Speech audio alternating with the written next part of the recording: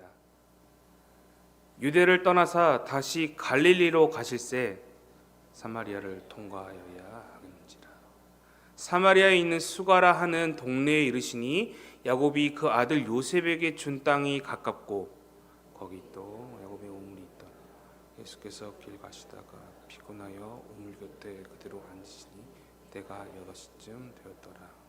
사마리아 여자 한 사람이 물을 기르러 왔음에 예수께서 물을 좀 달라 하시니 이는 제자들이 먹을 것을 사러 그 동에 들어갔음이로라.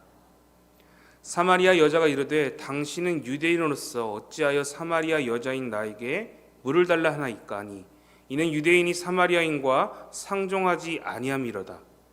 그래서 그가 이르시되 내가 만일 하나님의 선물과 또 내게 물 좀 달라 하는 이가 누구인 줄 알았더라면 내가 그에게 구하였을 것이요 그가 생수를 내게 주었습니다.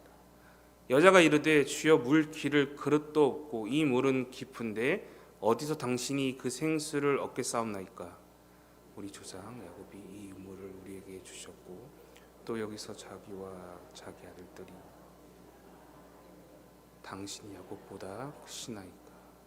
예수께서 대답하여 이르시되 이 물을 마시는 자마다 다시 목마르려거니와 내가 주는 물을 마시는 자는 영원히 목마르지 아니하리니 내가 주는 물은 그 속에서 영생하도록 솟아나는 샘물이 되리라. 아멘. 할렐루야. 이 저녁에도 말씀을 사모하여 예배당에 나오신 성도님들을 환영하고 또한 축복합니다. 오늘 여러분과 찾아오신 이유가 목적이 되어라는 제목으로 좀 성탄의 의미를 좀 다시 되새겨보며 또 결단하는 이 저녁 주의 은혜를 함께 누려보는 시간을 가지고자 합니다. 오늘 본문 요한복음 4장 3절부터 4절까지 내용을 한 번 더 읽어보려 하는데요. 한번 보시겠습니까? 요한복음 4장 3절부터 4절입니다. 유대를 떠나서 다시 갈릴리로 가실새 사마리아를 통과하여야 하겠는지라 라며 오늘 말씀이 시작되고 있습니다. 당시 예수님은요 상당히 사회적으로 영향력이 커지다 보니까 바리새인과 같은 유대인들로부터 견제가 발생되었습니다. 이에 유대 지역을 떠나 북쪽에 있는 갈릴리라는 지역으로 자리를 옮기셔야 하는 상황이었습니다. 지도를 좀 생각해 보면 유대와 갈릴리 중간에는 사마리아라는 땅이 존재했는데요. 이 땅을 지금 통과해야겠다라고 예수님은 지금 말씀하고 계신 것입니다.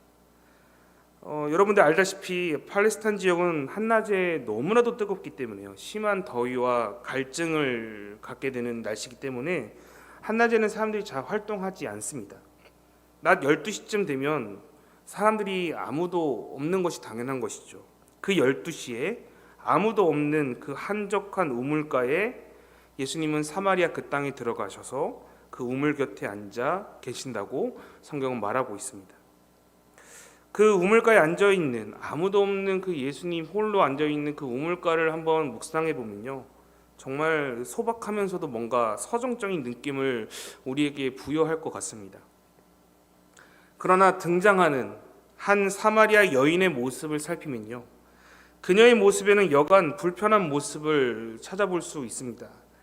그 이유는 7절의 내용처럼 예수님이 사마리아 여인에게 말을 거셨고 그 내용은 물을 달라는 요청이 있었기 때문인 것이죠. 분명 예수님은 친절함으로 다가갔으나 여인은 까칠함으로 예수님을 대하고 있습니다. 물론 그 이유는 유대인과 사마리안 사이에 역사적으로 서로 앞서 성경에도 등장했지만 상종하지 않는 그런 일들이 있었기 때문이었습니다. 양측의 역사적인 골이 매우 깊은데요. 과거 북이스라엘은요 우상 숭배로 인해서 성경에서는 아수르, 실제 역사적에서는 아시리아라고 표현되는 제국에 의해서 멸망하게 되었습니다. 더불어서 아수르의 혼혈 정책으로요 여러 이방인들과 섞이게 되는 일들이 발생하게 되었습니다. 그래서 전통 이스라엘 문화권, 어떻게 보면 그 시선을 보았을 때 이방인과 섞이는 것은 금하고 있었기 때문에 북이스라엘 출신들은 아수르의 혼혈 정책으로 인해서 어찌 보면 신앙과 혈통상의 그런 전통성을 다 상실하게 된 것입니다. 그렇기에 유대 사람들은 이 정통성을 잃어버린 북이스라엘 출신들 곧 사마리아인들을 부정하게 여겼고요. 이것으로 인해서 깊은 갈등의 골이 깊어지게 된 것이었습니다. 이러한 상황 속에서 유대인들이 사마리아 지역을 통과한다는 것, 이것은 매우 위험한 일인 것이죠. 마치 분단되어 있는 한반도의 상황과 좀 비슷할 것 같습니다. 만약에 남쪽에서 중국, 만주나 이렇게 연해주 등으로 좀 여행을 가기 위해서 이렇게 북한을 우리가 거쳐서 가진 않지 않습니까? 우회해서 이제 중국 땅에 들어가게 됩니다. 이러한 비슷하게 유대인들도 이렇게 사마리아 땅을 바로 통과하기보다는 우회해서 가야만 했습니다. 물론 사마리아 땅을 직접적으로 통과할 수는 있었습니다만 혹여 모를 해코지를 당하거나 어떤 정치적 이념적인 대립으로 인해서 피해를 입을 수 있었기 때문에 그 땅을 좀 깊이 했던 것이죠. 그렇게 사마리아 출신인 이 여인이 보았을 때 유대 사람인 예수가 이 땅에 온 것도 탐탁지 않은데 물을 달라는 그 요청은 매우 거슬린 행동이었던 것이죠. 정통성을 매우 강조하며 무시했던 유대인이 갑자기 자신의 땅에 들어와 평상시에는 부정하다며 욕했던 그들이 물을 달라며 요청하는 이 모습은 이 여인에게 있어서는 썩 마음에 들지 않는 모습인 것이죠. 이 여인의 까칠한 반응에도 예수님은 진지하게 이야기를 이어가십니다. 그 내용 오늘 읽었던 본문 요한복음 4장 10절 내용입니다. 예수께서 대답하여 이르시되 내가 만일 하나님의 선물과 또 내게 물 좀 달라 하는 이가 누구인 줄 알았더라면 내가 그에게 구하였을 것이요 그가 생수를 내게 주었을 것이다 라며 말하십니다. 정말 내가 누구인지 알았더라면 하나님의 선물도 구했을 것이고 물론 물도 구했을 것이다 라며 생수를 구했을 것이라며 말씀하십니다. 사실 예수님께서는 자신을 소개하고 있는데요. 그럼에도 불구하고 이 여인은 이 대화의 요점을 파악하지 못하였습니다. 오히려 이 대화에 우위를 좀 차지하고 싶었던 욕심이 있었던 것 같습니다. 세상의 표현으로 내 땅이고 여기 이 사마리아 땅은 내 나와바리인데 자신에게 물을 구하는 자가 오히려 자신에게 물을 구했을 것이다 라며 이 대화를 하는 그것 자체를 못마땅하게 여기고 오히려 이 여인이 따지듯 응수하게 되는 것이죠. 아마도 이러한 이유는 아마 세 가지의 이유가 있지 않았을까, 마음 상태가 그녀에게 있지 않았을까라고 추측하게 되는데요. 그 첫 번째는 오늘 읽지 않았지만 여러분들과 함께 읽었던 14절까지의 내용 이후에 이 여인의 가정사가 등장합니다. 바로 여인은 남편이 5이 있었으며 이제는 6번째 남자와 함께 살고 있다는 내용이 등장하는 것이죠. 그렇기에 이 여인에게 있어서 우물가에 앉아 홀로 있는 이 남자, 혼자 앉아있는 이 남자 하나쯤은 거뜬히 내가 이길 수 있을 거라는 여자에게 확신이 있었던 것 같습니다. 내가 말로 이길 수 있다. 남자 한두 번 상대해 본 것도 아니고 나에게 거쳐간 남자만 5이고 이제 6번째인데 이깟 남자라며 혹여 기싸움에서 이길 수 있을 것이라는 어떤 이렇게 마음이 있지는 않았을까라는 상상을 좀 하게 됩니다. 더불어서 11절의 내용을 통해서 이 여인이 사실은 이 우물가에서의 상황 가운데 주도권이 자신에게 있다라고 여겼던 것 같습니다. 우물은 깊고 물을 먹기 위해서는 도구가 필요한데 두레박과 같은 도구가 필요한데 예수 당신에게는 없지 않습니까? 내가 물을 떠주기 전에는 당신 한 모금도 마실 수 없는데 도리어 나에게 어찌하여 물을 줄 수 있다라고 말하고 있습니까? 라며 어떻게 보면 좀 비웃듯이 여기게 되는 장면을 우리는 막 목격할 수 있는 것이죠. 또한 세 번째로 현재 대화가 이루어지고 있는 이 땅, 앞서 말했듯이 사마리아 땅이죠. 엄연한 자신의 지역이자 삶의 터전인 곳입니다. 유대인들이 떠들어대는 전통성과 상관없이 최고의 조상 중 하나인 야곱이 자신들에게 허락하고 내려준 그 우물을 우리는 가지고 있다는 자부심으로 살아내는 자들입니다.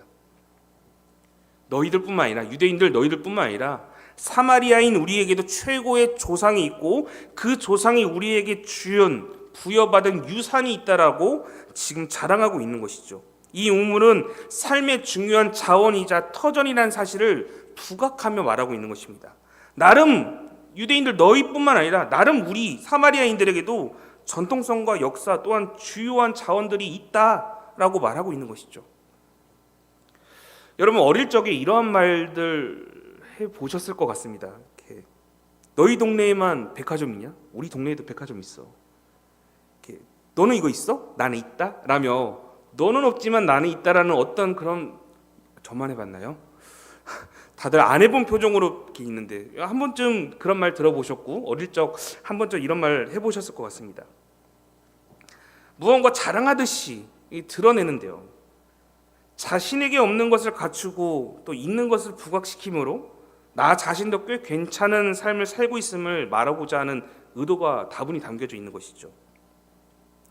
이 여인의 대화 안에는 사실 상실과 공허가 존재하기에, 이 여인에게 상실과 공허가 존재하기에 이 자신의 상실됨과 이 공허함을 감추고자 사실은 이 여자는 기센 여자처럼 행동하고 있는 것처럼 보입니다. 그런데 여러분, 목소리 크다고 다 해결되는 건 아니지 않습니까? 당장은 사람들 앞에서 감춰질 수는 있겠지만 결론적으로 본인의 삶은 하나도 바뀐 것이 없다는 것이죠. 아무리 목소리 크게 자랑하고 목소리 크게 다른 것들을 내세운다 할지라도 사실 내 삶은 변화된 게 하나도 없다고요. 예수님도 사실 이런 사실을 알고 그 여인을 안타깝게 여기며 다시 말씀하십니다. 본문 요한복음 4장 13절부터 14절 말씀입니다. 다시 예수님께서 대답하여 이르시는 것이죠. 이 물을 마시는 자마다 다시 목마르거니와 내가 주는 물을 마시는 자는 영원히 목마르지 아니하리니 내가 주는 물은 그 속에서 영원하도록 영생하도록 솟아나는 샘물이 될 것이다 라며 다시 이 여인에게 말하는 것이죠. 예수님의 요점은 이러합니다. 네가 아무리 야곱에 남긴 그 유산 그 우물의 물을 마셔도 사실 너의 목마름은 해결되지 않는다. 내가 주는 물이어야만 목마르지 않을 수 있다. 갈급함을 해결할 수 있다라고 지금 말씀하고 계신 것입니다. 나아가 속에서부터 솟아나는 영원한 샘물을 내가 줄 수 있다라고 말씀하고 계신 것이죠. 아니 영원한 샘물이라니 우리 집에 뭐 정수기라도 예수님이 놓아주시려나? 끊임없이 물이 나오는 물을 우리에게 주신다니 이게 무슨 말인가? 오늘날 우리가 이 성경을 보았을 때 이 말에 대한 의미를 우리가 알고 있지만 사실 당시에 있던 이 여인에게는 이 말이 어려웠을 것입니다. 이 표현은 당시 사마리아 여인에게 있어서 납득하거나 이해하기란 너무나도 힘든 말이었던 것이죠. 오늘날처럼 정수시설이나 수도시설이 잘 되어 있던 상황이 아니었기 때문입니다. 당시에는요 오직 로마에만 수로가 있었습니다. 로마 땅에만 수도가 있었습니다. 물론 로마를 섬기던 그 유대 지역을 다스리던 분봉한 헤롯 대왕이 자신의 정치적인 목적을 위해 예루살렘 땅과 그 일대에 그리고 심지어 유대 광야까지 이어지는 대대적인 수로를 놓는 건설 계획을 하여 놓는 그런 기록들은 있습니다. 그것조차도 사실은 자신의 정치적인 자신의 통치권을 확고히 세우기 위해서 헤롯 대왕이 그렇게 예루살렘 부근과 여러 상업지역 해안가 도시들 중심으로 수로를 만든 기록은 있는데요. 실상 사마리아 땅과 같은 외면받는 곳에 수로를 기대하기란 어려웠던 것이죠. 그렇기에 수로를 기대하기 어려운 이 여인과 그 지역 가운데 예수님이 말씀하신 속에서부터 솟아나는 영원한 샘물이라는 표현은 머릿속으로 그려지지도 않고 잡히지도 않는 어떤 환상과 같은 말씀이었을 것입니다. 실현 가능성 하나 없고 상상할 수 없는 이 발언에 대해 이 예수님의 말씀에 대해 이 여인은 그 말씀에 대한 말을 이어가는데요. 이 여인의 반응이 조금 이상합니다. 요한복음 4장 15절 말씀입니다. 여자가 이르되 주여 그런 물을 내게 주사 목마르지도 않고 또 여기 물 기르러 오지도 않게 하여 주십시오라고 말합니다. 방금까지 거칠게 예수님과 대화하던 이 여인의 태도가 조금 뭔가 바뀐 것 같습니다. 말도 안 되는 이 예수님의 말을 믿겠다라는 것뿐만 아니라 그 말대로 자신에게 그 물을 달라고 지금 간청하는 태도로 바뀌었다는 것이죠. 이 여인의 태도가 바뀐 이유가 무엇일까요? 이 여인이 쉽게 다른 이들의 말을 잘 듣고 이렇게 다른 사람들의 말을 잘 믿는 어떤 그런 기질을 가진 소유자이기 때문에 그러했을까요? 물론 그럴 수도 있을 것 같습니다. 그렇기 때문에 여러 남자들에게 속아 여러 결혼 생활을 했을 것 같다라고 또 상상도 됩니다. 본문에서 좀 힌트를 얻으면요, 주변 이웃들에게 자신과 마주치지 않는 그 시간에 나와서 물을 길러야 했기에 솟아나는 샘물을 요청한 것일 수도 있습니다. 그래야만이 자신의 부끄러움과 치부, 자신을 감추고도 물을 쉽게 구할 수 있기 때문인 것이죠. 세 번째로는요, 이 여인, 예수님의 허황된 말을 믿을 수 있었던 것은 사실 그 여인의 마음 가운데 이 말을 진짜 믿고 싶었기 때문에 그랬을 것입니다. 그 일이 정말 자신에게 그 솟아나는 영원한 샘물을 주신다는 그 예수님의 그 말을 정말 믿고 싶었기 때문에, 허황된 말이라 할지라도 그 일이 일어나기를 바랬고 그 일이 나에게 있기를 원했기 때문에 이 여인은 아마도 태도가 변하지 않았을 거라는 상상을 하게 됩니다. 사랑하는 성도 여러분, 분명 이 여인은 자신을 아껴주고 변하지 않는 마음으로 사랑해줄 배우자, 어떤 사람을 만나기 원했을 것입니다. 한 남자를 만나 자신의 생업과 어려움을 받고 삶의 한 단계 도약할 수 있는 어떤 기회를 또 바랬을 것입니다. 당시 문화상이 그러니까요. 남자가 없으면 여자 홀로서 생활할 수 없는 문화적, 사회적 상황이었기 때문에. 그러나 여러분, 이런 그녀의 바람이 뜻대로 되지 않았던 것이죠. 6번째 사람을 만날 때까지 끊임없이 인생의 쓴맛과 자신의 비참함을 보게 되었습니다. 끊임없는 주변인들의 손가락질과 삶의 공허함, 매일같이 자신의 삶 가운데 찾아왔을 것입니다. 매일 물을 기르러 갈 때마다. 이제 세상적인 방법이 아니라 예수님이 말했듯이 하나님의 선물이 정말 존재한다면, 그리고 그 나에게 갈급함을 채워줄 물을 주실 분이 정말 계시다면 그녀는 이것을 선택할 수밖에 없는 것이죠. 그녀는 신앙과 도덕이 무너져 버린 시대 속에서, 사회 속에서, 사마리아라는 특정 지역에서 살고 있었습니다. 또 그 안에서 부도덕한 여인으로서 낙인 찍힌 인생으로 살고 있는 여인이 바로 이 여인입니다. 사실 우리가 성경을 읽을 때, 우리가 볼 때 너무나도 쉽게 이 여인을 부도덕한 여인이라고 여기게 됩니다. 왜냐하면 하나님의 말씀을 어기고 이방인들과 섞이게 된 어떠한 죄를 가지고 있기 때문에, 부정함을 가지고 있기 때문에, 그리고 애초에 그 땅 가운데 우상 숭배라는 잘못된 선택으로 이루어진 결과들이기 때문에 우리는 쉽게 이 여인을 부정한 여인, 부도덕한 여인이라고 낙인 찍을 수 있습니다. 그러나 여러분, 인생의 길을 잃었다고 해서 다 방탕한 것은 아닐 것입니다. 정말 이 여인이 다른 사람들보다 더 특별하게 부도덕하다면, 만약 사람과 사람이 서로를 보고 판단했을 때 부도덕하게 여길지는 몰라도요, 우리 모두가 하나님과 사람으로서 마주할 때에는요, 우리 모두는 더러운 오물을 뒤집어 쓴 죄인이라는 사실은 변하지 않는 것입니다. 아무리 우리가 네 똥이 더럽다, 네 겨가 더럽다라고 손가락질하고 한다 할지라도 우리 모두가 하나님 앞에 서 있을 때는 그 모두가 죄라는 더러운 오물을 뒤집어 쓴 죄인이라는 사실은 변하지 않는다는 것이죠. 사실 오늘 등장하고 있는 이 부도덕한 여인의 모습이 사실 오늘 살아가는 우리의 모습인 것입니다. 이 여인을 향해 손가락질하고 있는 자들, 사실 우리의 모습이고요. 자신에게 정통성이 있다라며 사마리아인들을 향해서 부정함을 논하는 그 자리에 사실 우리가 서 있는 자들일 수도 있습니다. 그렇게 우리는 하나님 앞에서 그 어떠한 것도, 그 어떠한 선한 것도 내세울 것이 없고요, 그 어떤 것도 주장할 수 없는 자들임을 인정하는 자리에 서 있어야 하는 자들임을 여러분 기억하셔야 합니다. 놀랍게도 이 여인은요, 이후의 이야기를 좀 살펴보면 상상할 수 없는 주제들을 가지고 예수님과 진지한 대화를 이어갑니다. 과연 이 부도덕한 여인이 그렇게까지 심오한 주제를 가지고 예수님과 이야기한다? 그런데 23절과 24절을 살펴보니까 하나님은 영이시니 예배하는 자가 영과 진리로 예배할 것이다 라며 예배에 대해서 논하는 자리 가운데 이 부도덕한 여인이 서 있습니다. 달리 말하면 사실 이 부도덕한라고 여겨지는 이 여인조차도요, 예배에 대한 깊은 목마름이 있었다고요.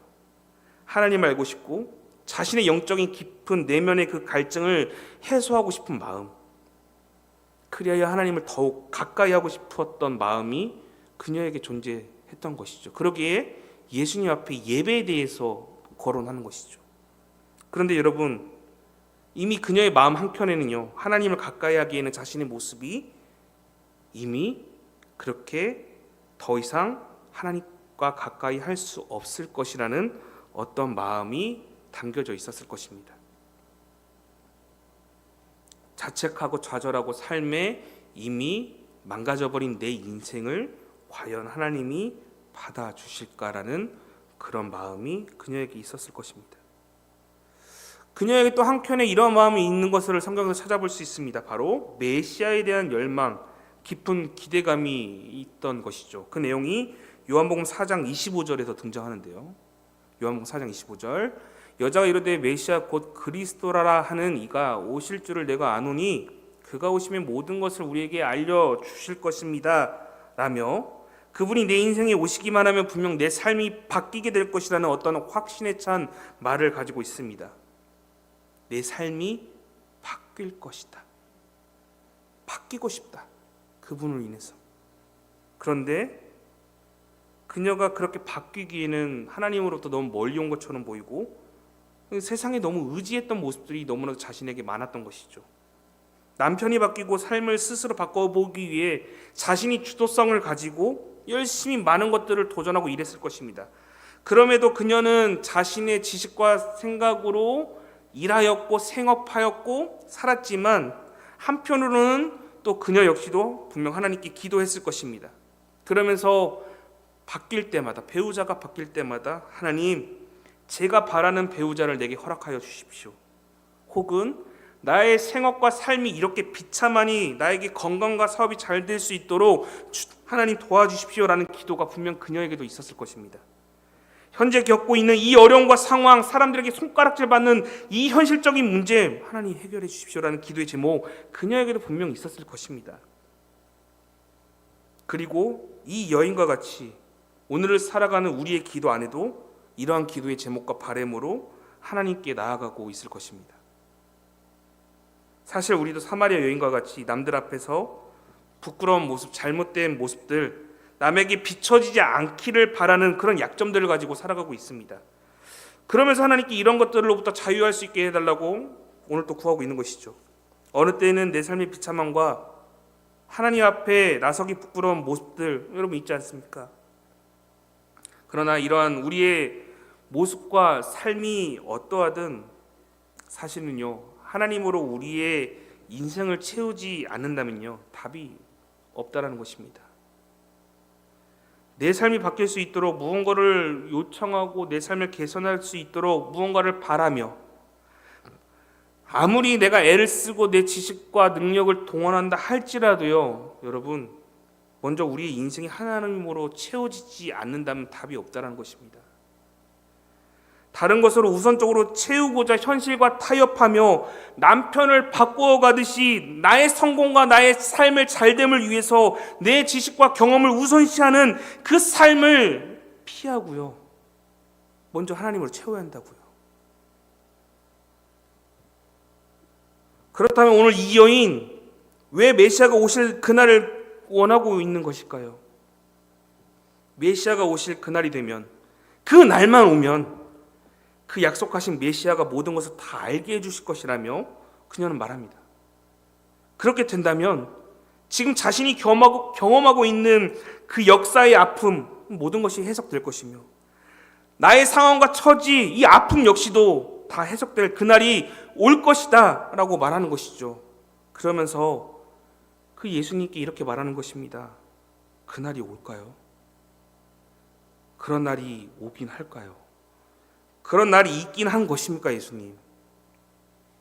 제 인생의 늪에서 어려움과 고통과 무기력함, 좌절 가운데 벗어나고 싶지만 그 메시아가 오면 가능하겠는데 진짜 이 어려움 벗어날 수 있겠습니까? 그때 그 여인에게 복음의 메시지가 전해지는 것이죠. 26절에요. 예수께서 이르시되 네가 지금 말하고 있는 그가 나다. 내가 곧 그다. 너의 갈급함과 체념을 해석해 줄 수 있는 유일한 사람, 네가 그토록 만나고 싶었던 그 사람이 나다. 이 복음을 듣자마자요, 28절을 살펴보니까 이 여인이 물동이를 던지고 사람들에게 달려나가 자신이 만난 그 메시아를 전하는 모습으로 오늘 이 성경은 이 이야기가 이어지고 있습니다. 예수님을 만나니 치유와 회복의 역사가 일어나게 된 것이죠. 그간 자신의 수치와 부끄럼 때문에 사람을 대면하는 것을 항상 피해왔던 이 여인은 드디어 메시아를 만났기에 더 이상 다른 사람들과 대면하는 것이 부끄럽거나 문제되지 않았습니다. 내가 그토록 바랬던 메시아가 이 땅 가운데 오셨고 날 찾아오셨기에. 굉장히 감격적인 장면입니다. 그런데 저는 예수님 좀 불쌍합니다. 왜 불쌍하냐면 아직도 예수님은 물을 드시지 못하고 계시기 때문입니다. 여인에게 물을 달라고 했는데 여인이 물을 떠주지 않고 물동이를 던져버리고 사람들에게 달려갔기 때문에 여전히 예수님은 물을 드시고 계시지 못하고 있는데요. 그럼에도 불구하고 예수님은 행복하셨을 것입니다. 자신이 물을 먹지는 못했지만 한 영혼에게 영원한 생수를 주셨다는 그 사실에 예수님은 행복해하셨을 것입니다. 제자들이 이제 예수님께 모두 돌아와 음식을 청하며 예수님께 말합니다. 그 내용 4장 34절 말씀입니다. 예수께서 이르시되 나의 양식은 나를 보내신 이의 뜻을 행하며 그의 일을 온전히 이루는 이것이다 라며 제자들에게 말합니다. 그러자 제자들이 누가 예수님한테 먹을 것을 들었냐라며 서로 이제 이렇게 물어보는 장면이 이어지는데요. 예수님께서 나를 보내신 하나님의 뜻, 그것이 나의 양식이다라고 지금 말씀하고 있습니다. 이게 무슨 말이냐? 나를 보내신 하나님의 뜻, 곧 영혼을 살리고 구원함으로 그분의 뜻을 이루고자 하는 그것이 바로 나의 양식이다. 오늘 내가 한 영혼을 구원해내어 내가 배부르다. 예수님이 그 말씀을 하고 있는 겁니다. 아무도 바라보지도 찾지도 않았던 그 한 영혼을 향해 영원한 생수를 주시고 그 모습으로 예수님도 내가 배부르다. 내가 영혼을 살려 그 영혼을 인해서 내가 배부르다. 사랑하는 성도 여러분, 오늘 예수님은 이 땅 가운데 오시어 여러분들에게 복음을 전하시고 행복해 하시고 배불러 하십니다. 여러분들 때문에 예수님 기뻐하신다고요. 놀랍지 않으세요? 나 같은 죄인인데 나로 인해서 배부르고 나로 인해서 행복하다는 그 예수님.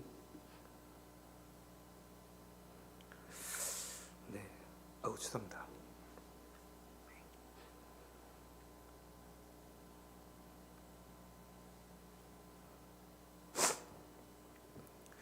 아무도 바라보지도 찾지도 않았던 한 여인에게 찾아오신 예수님, 그 주님이 오늘 또 저와 여러분을 향해 찾아오셨습니다. 여러분 믿으십니까? 네, 아멘. 자신의 삶의 무너짐, 건강과 여건으로 인한 어떠한 불안함, 좌절에서도 그것으로 판단하지 않으시고 그것으로 그 인생을 판단하지 않으시고 찾아오셔 생수를 주시기에 오신 그 예수님, 이것이야말로 참된 성탄의 의미가 아니겠습니까? 예수님이 이 여인에게 찾아오셔 가정사를 얘기하실 때, 그리고 남편에 대해서 물으실 때에 예수님은 비판하고자 남편에 대해서, 그녀의 가정사에 대해서 묻지 않으셨습니다. 여인에게 가정사를 물으실 때 그 부도덕함을 꼬집기 위해서 말씀하신 것이 아니라, 내가 너의 사정을 알고 너를 안다라고만 말씀하셨습니다. 그리고 너를 그 어둠 가운데서 내가 건져내고 싶다라고 말씀하신 것이죠.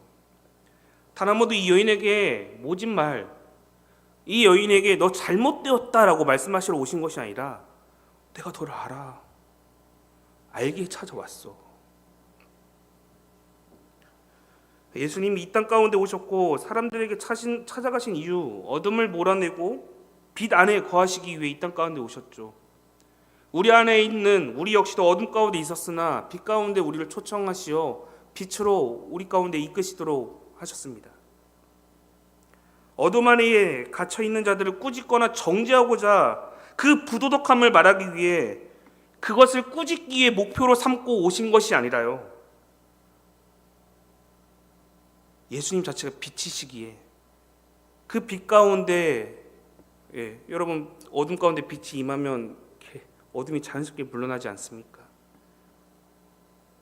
예수님은 자연스럽게 빛으로 이 땅 가운데 오시어 우리를 빛의 영역 가운데 품으시는 것이죠. 요한복음 1장 3절부터 5절의 말씀입니다. 만물이 그로 말미암아 지은 바 되었으니 지은 것이 하나도 그가 없이는 된 것이 없느니라. 그 안에 생명이 있었으니 이 생명은 사람들의 빛이라. 빛이 어둠에 비치되 어둠이 깨닫지 못하더라. 깨닫지 못하지만 그럼에도 예수님은 빛으로 오셨다는 것이죠. 그 뒷내용 9절부터 13절 내용 함께 다시 한번 더 보겠습니다. 참빛 곧 세상에 와서 각 사람에게 비추는 빛이 있었나니 그가 세상에 계셨으며 세상은 그로 말미암아 지은 바 되었으되 세상이 그를 알지 못하였고 자기 땅에 오매 자기 백성이 영접하지 아니하였으나 영접하는 자 곧 그 이름을 믿는 자들에게는 하나님의 자녀가 되는 권세를 주셨으니 이는 혈통으로나 육정으로나 사람의 뜻으로 나지 아니하고 오직 하나님께로부터 난 자들이다 라고 말씀하십니다.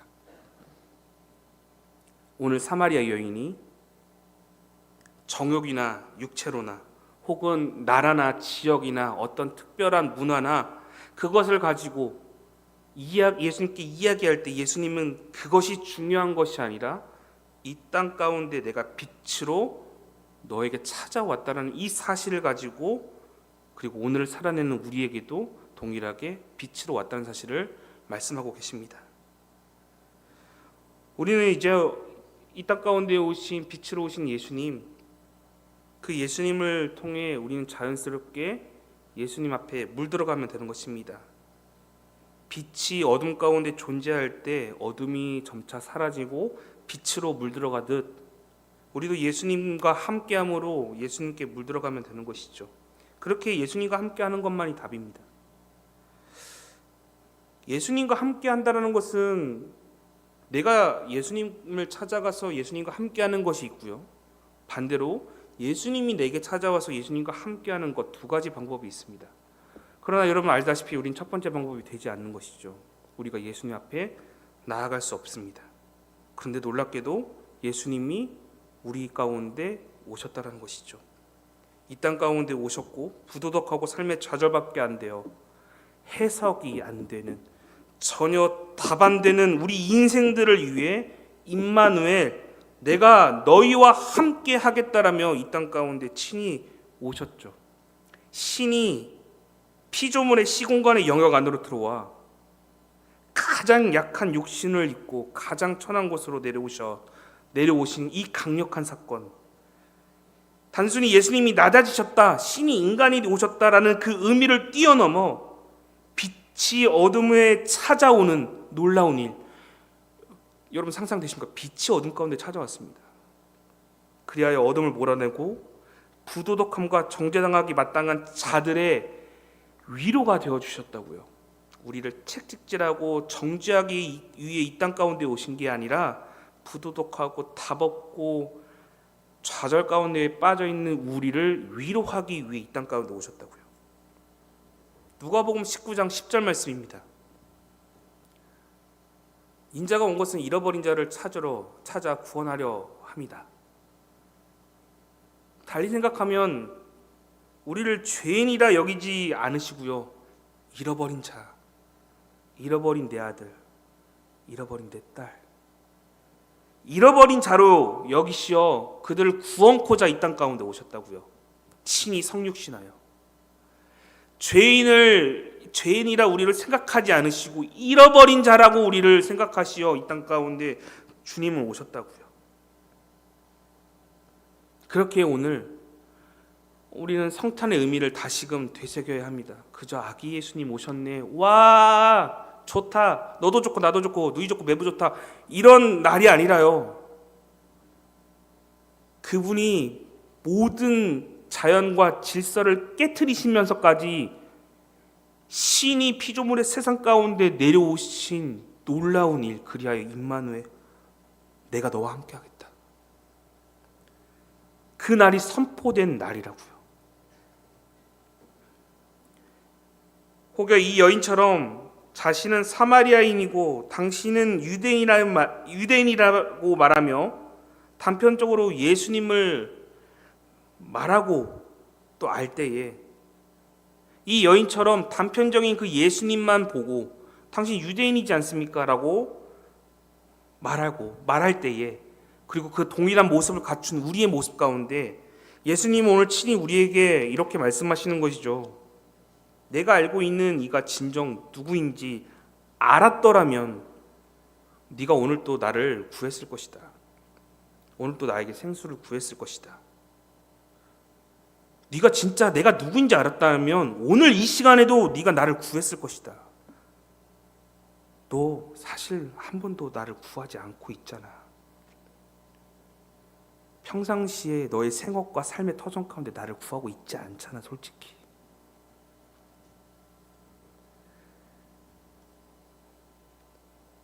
너의 정통성이나 조상이나 학벌, 학력, 삶의 수준으로 판단코자 나는 온 것이 아니다.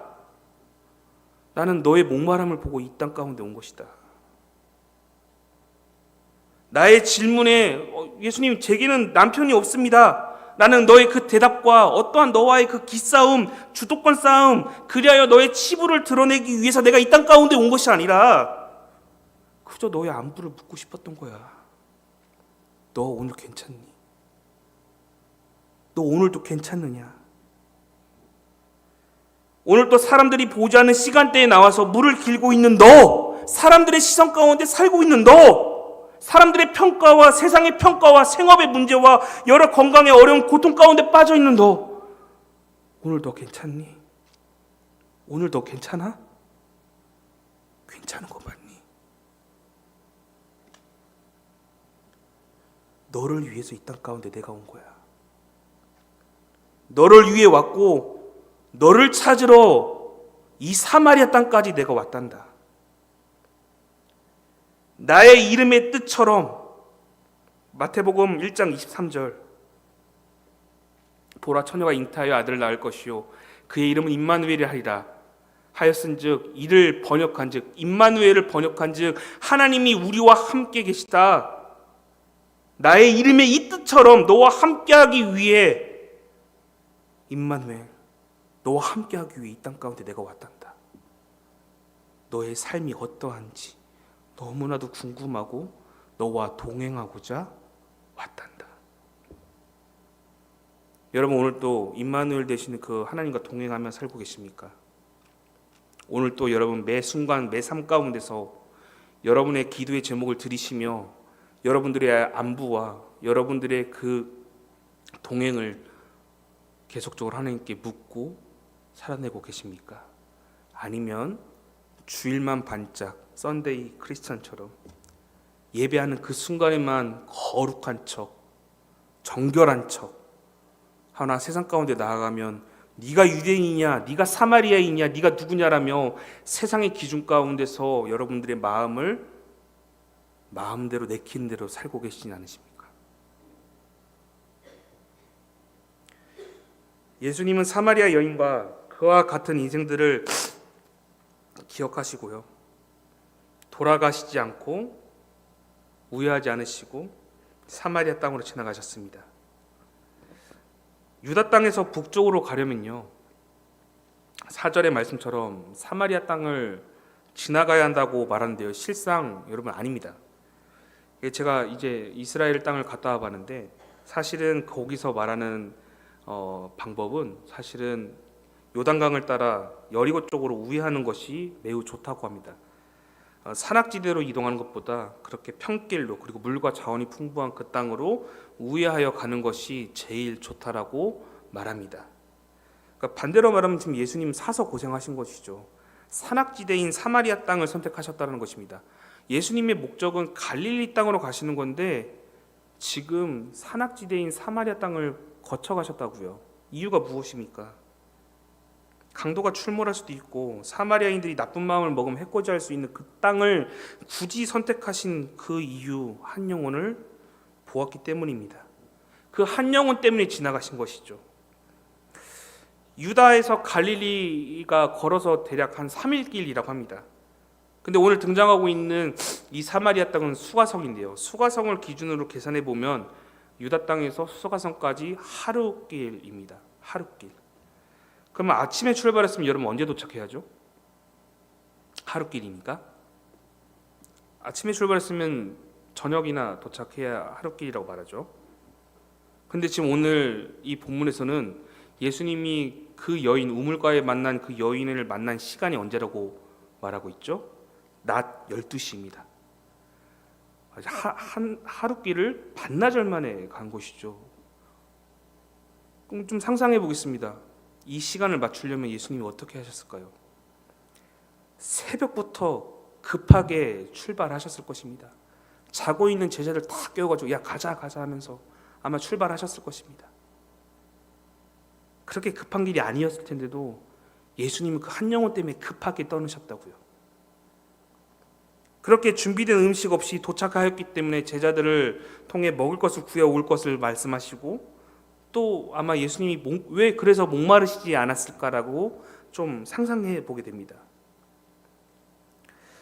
제자들에게 항상 먹을 것 혹은 요청하실 때는 예수님은 두세 사람을 묶어서 보내셨습니다. 그런데 오늘 본문은 특이하게 제자들을 싹 다 보내셨습니다. 좀 생각해 봤습니다. 왜 예수님이 그렇게 하셨을까? 사마리아 땅이 위험하니까 혼자 다니기보다는 소수로 다니기보다는 단체로 좀 우르르 다녀야 좀 이제 보호도 되고 안전하게 다닐 수 있기 때문에 제자들에게 그렇게 시키신 것일까? 좀 생각도 해보게 되었습니다. 그런데 좀 더 묵상해 보니까 예수님은 여전히 그 마음 가운데 시선을 사마리아 여인에게 두셨다고요. 이게 무슨 말이냐? 사마리아 여인의 시선을 좀 보겠습니다. 아무도 없을 때 그 뜨거운 날에 우물길에 왔는데 이제 우물을 뜨러 가려는데 예수님과 그 제자들, 즉 이제 누군지 모르니까 남자 정장 한 10대 명이 우물가에 우르르 몰려 있다고 상상해 보십시오. 이 사마리 여인이 과연 물을 뜨러 왔을까? 그렇게 예수님은 이 여인을 만나기 위해서 자리 정돈이 필요했던 것입니다. 제자들을 싹 보내고 홀로 그 여인이 약속된 그 시간까지 그 장소에 오기를 기다리셨던 것이죠. 예수님은 그 모든 것을 그 여인에게 맞춰 초점을 맞춰 기다리셨습니다. 세상에서 부도덕하고 하나님 앞에서도 부도덕하고 정결치 않으며 부정하고 죄악된 인생들을 하나님 자신의 기준에 맞추어서 바라본 것이 아니라 그 연약한 인생의 기준에 맞추어 기다리고 계셨고 보살피고 계셨고 찾아오셨습니다. 우리의 시선에 맞춰서 예수님이 그렇게 하셨다고요. 하나님은 한 영혼을 구하기 위해서 최선을 다하셨습니다. 그것이 바로 우리에게 들려주시는 예수님이 찾아오신 그 성탄의 의미, 그 안에 담겨져 있는 의미일 것입니다. 영혼을 향한 하나님의 사랑. 아무도 알아주지도 않고 찾지도 않는 그 자리 가운데 예수님은 우리를 구원하여 이 땅 가운데 오신 것처럼, 그리고 편안한 요단강 여리고를 통과하지 않고 험준한 길을 선택하신 것,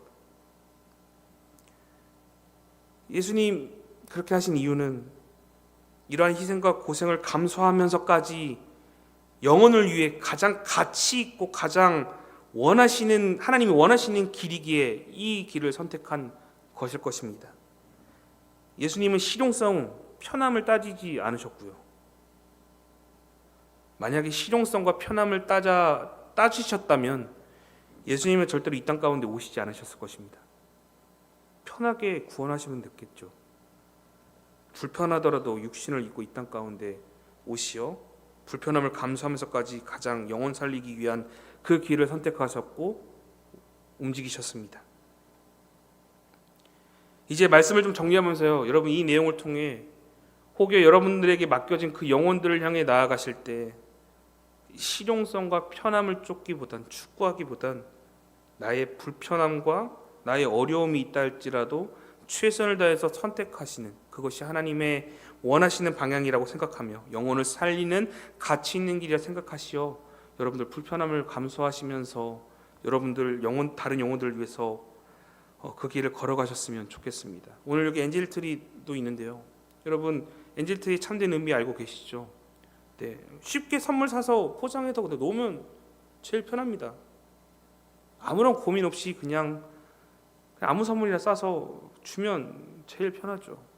그런데 그렇게 하지 않고 이 영혼이 가장 필요한 것이 무엇인지, 이 영혼이 갈급한 것이 무엇인지, 혹여 이 영혼이 나의 정성을 통해 예수 그리스도를 조금이라도 발견하지 않을 것인지를 기도하는 마음으로 준비하는 것이죠.